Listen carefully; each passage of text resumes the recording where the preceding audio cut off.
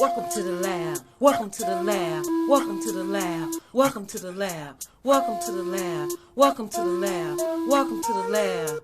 Come on and cook with me. Gigi's gluten-free. Bake with me. Gigi's gluten-free. Grill with me. Gigi's gluten-free. Eat with me. Gigi's gluten-free. Welcome to the lab. Welcome to the lab. Cook with me. Gigi's gluten-free. Welcome to the lab. Welcome to the lab. Welcome to the lab. Welcome to the lab, guys. Today we are preparing meatless collard greens. That's right. We are preparing meatless collard greens. This is for all of my vegans, all of my vegetarians, and anyone who does not want meat in their greens. It's simple, it's easy, and it's delicious. The first thing I do is I take an onion. You can make it larger or smaller, it's optional. And I spiral it. I spiral it just like this.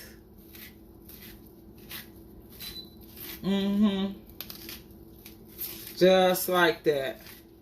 And for those that don't like the texture or to chew onions, I just place the whole onion in the pot.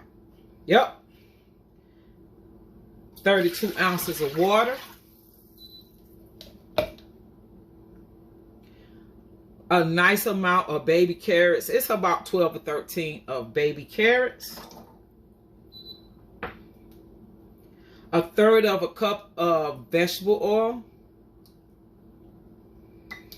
And guys, I use collard green seasoning. Yes, I'm making collard greens, but you can use this for turnip greens. You can use it for cabbage. You can use it for kale. It really does not matter. So we're going to sprinkle it to taste. You don't have to put all of it in at one time, but just whatever you do, taste your food throughout to make sure that it's tasting right. Okay? And then, guys, now we're going to place our shredded collard greens in here.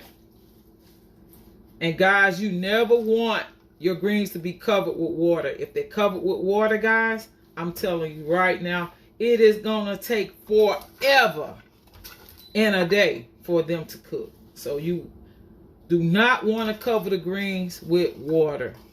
A rule of thumb is to have only about 1 inch of water in your pot. 1 to 1.5 inch of water in your pot. Guys, we're gonna turn our stove on medium heat. That's medium. And we're gonna cover them. And we're gonna allow them to cook, guys. And then we're gonna come back and we have a secret weapon. We will show you that when we come back halfway through. Okay, guys, I know you see it. I know you see it. I had to start all over. I get in the store.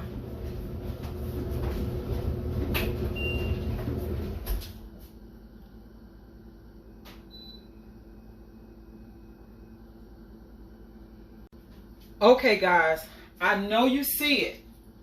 I know you see it. Yes, I had to start over.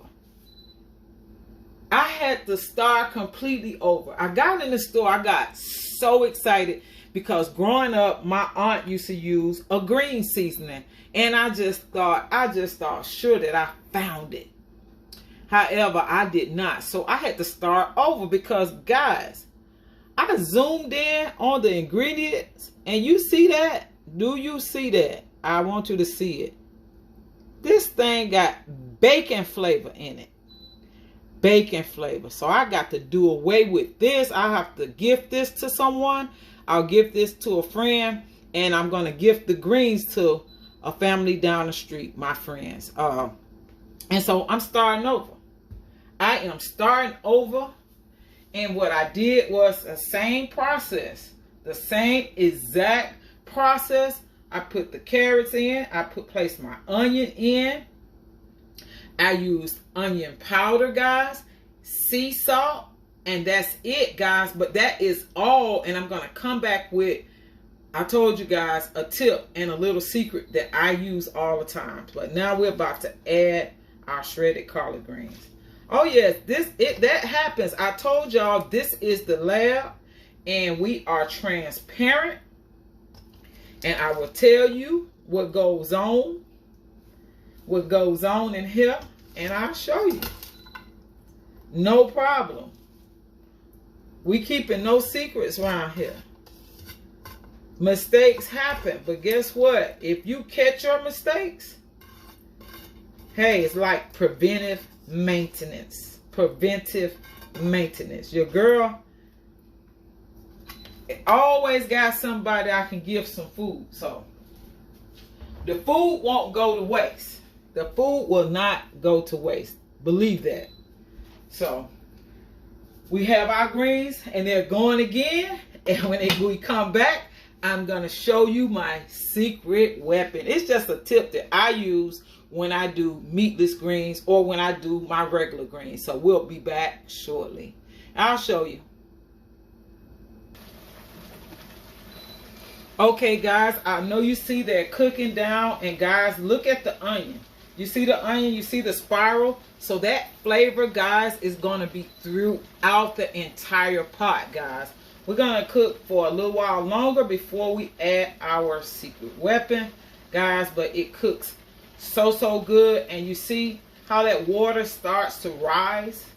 Yes, because you know most vegetables contain water as well. So that's why you don't want to add too much water to your pot, because that makes your food, you know what, take way too long to cook, guys. So yes, we are continuing our meatless greens, and then we have our friends greens over on the side in our old school pot. That is the only pot I have left from my food truck. I will not discard it. I don't care if it's not camera ready. It's still over there. I'm gonna let it continue to cook, guys, because those greens will probably taste better than the meatless ones. However, we have to give those away, and we're gonna keep the ones without the meat. Okay, so we'll be back to add our secret weapon and show you the progress of our meatless collard greens. Yes, baby. Yes, baby. They're gluten-free, they're meatless, and they're gonna be delicious. Okay, now guys, to the secret weapon, guys. I always use my Bragg's apple cider vinegar in my greens, especially my collard greens. So we're going to just add a couple caps full.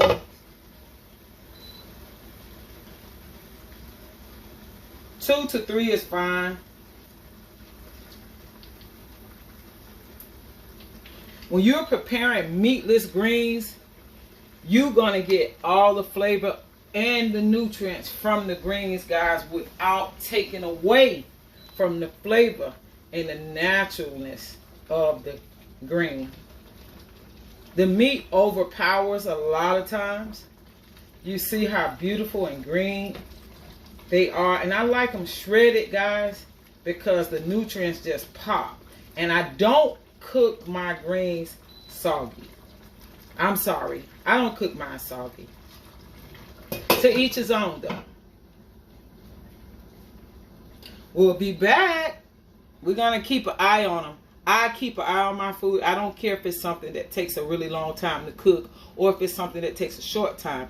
I keep my eye on the prize. I want you to continue to cook with me, eat with me. Gigi's gluten-free. Welcome to the lab. Welcome to the lab. Welcome to the lab. Again, guys, our greens are doing their thing. You see it, guys. But guess what? Who can have collard greens without cornbread? Guys, when we come back, I'm going to show you the perfect gluten-free cornbread. We'll be right back. Okay, I know you see it. I know you see I got my pal Bob's Red Mill gluten-free cornbread mix, guys. Gluten-free, certified gluten-free. In the lab. That's right. It's super easy, guys. The instructions are right there on the pack. All you need is the package of Bob's Red Mill gluten-free cornbread mix, 1.5 cup of milk, 2 eggs, of half a cup of melted butter or oil. I'm going to use butter because you know I love butter. So all you do is you add the entire contents to the bowl. Everything, guys. Don't try to save it. Do not try to save it. Okay, then this is a half a cup of melted butter. That's the butter. All right, you got that? We got the 2 eggs. 2 eggs. All right. If you have the type of measuring cup that you keep on buying from the dollar store and the words and the numbers keep washing off, you got to invest in something better. So this is 1 full cup.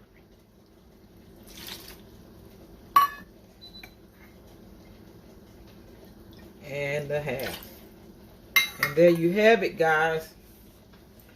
That's all of the ingredients, guys. That's everything. Everything needed for this beautiful pan, muffins, skillet, however you want to do your cornbread.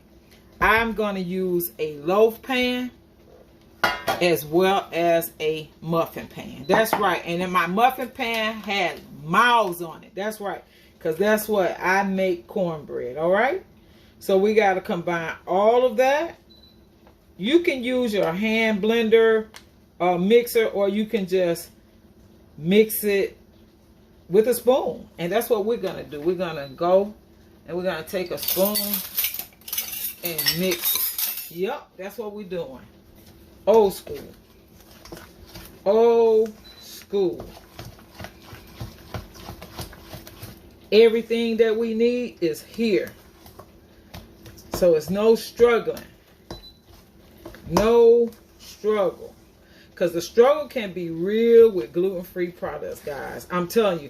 And you see how dry it look? It's not going to come out that way. But if you anything like me, you're going to still add another splash of milk. Because that's me. This is the lab. And that's how we do it. Yeah, but gluten-free tends to get and be kind of dry. So I always do that. I tell you guys, try the recommended amount because sometimes it'll work for you, but sometimes it won't. So that's just a tip. And it's optional. Yep. It's pretty thick. You see how thick it is? But it's going to come out so good. We're going to come back and I'm going to show you my non-stick cooking spray that I use. And you're going to love it. We'll be right back. Okay, guys. And also, outside of this sunflower oil, I'm going to use this to line the baking pan as well as the muffin pan, but I'm also going to add some honey. That's right, I'm going to add some organic honey to our cornbread. Yes, we're doing it up, baby. We are doing it up. You see that? Just a nice squeeze. I think that's perfect. That's a shout out to everybody who used to eat Jiffy cornbread and can't eat it no more. Yeah. This is a shout out to all of those people. All of those individuals. They special. We are very special and we long for things that we can't have. So guess what? We have to learn how to improvise and use recipes, guys. And come up with nice, delicious meals that will enable us to keep our gluten-free lifestyle and keep great quality of life and cut back on pain management. So yes, I'm just going to spray the pan right quick. We're going to spray both. Yes, my muffin pans has miles on them. And that's okay, because they normally taste better when they have miles on them. So we're going to do this pan first. Let's do this pan first. And whatever's left will go in the muffin pan.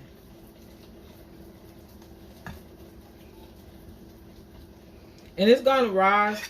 It's not as tall as your traditional cornbread. However, it's fine.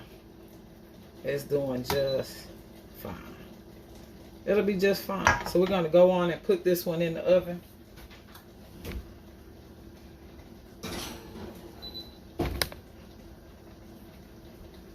And then we're going to do our muffins. That's one.